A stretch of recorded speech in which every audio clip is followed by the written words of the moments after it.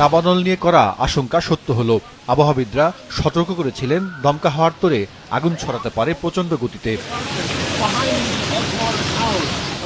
8 মাসেরও বেশি সময় ধরে উল্লেখযোগ্য বৃষ্টিপাত হয়নি ক্যালিফোর্নিয়ার লস অ্যাঞ্জেলেসে।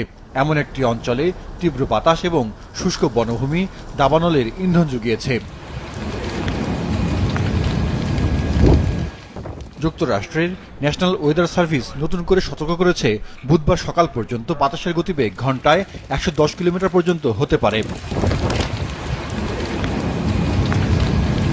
পূর্বাভাসকারীরা একে বিপজ্জনক পরিস্থিতি বলে অবহিত করেছেন। গত এক সপ্তাহেরও বেশি সময় ধরে শত শত কোটি ডলারের ক্ষতি হয়েছে। এর পরিমাণ 135 বিলিয়ন থেকে 150 বিলিয়ন ডলার পর্যন্ত হতে পারে। 250টিরও বেশি ডিজাইন অপশন নিয়ে ওয়ালটন স্মার্ট ফ্রিজ, বোঝে আপনার প্রয়োজন।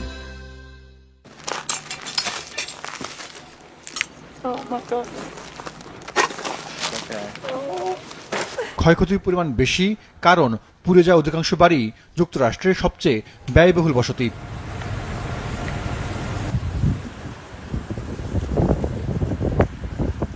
দমকল কর্মীরা এখনও দাবানল নিয়ন্ত্রণে কাজ করছে।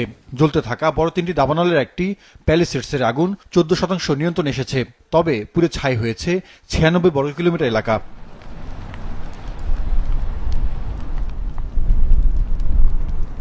লস অ্যাঞ্জেলেসের আগুন নেভাতে সহায়তার হাত বাড়িয়েছে অন্যান্য অঙ্গরাজ্যগুলো। সব মিলিয়ে 1354টি ফায়ার ইঞ্জিন, 84টি বিমান এবং মেক্সিকো থেকে নতুন করে আগত দমকল কর্মী সহ 14,000-এর বেশি কর্মী কাজ করছেন।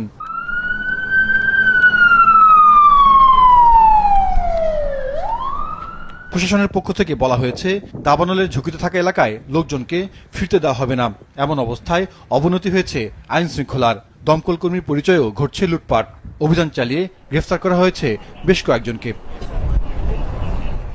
জাহিদুর রহমান, মাছরাঙা নিউজ ডেস্ক।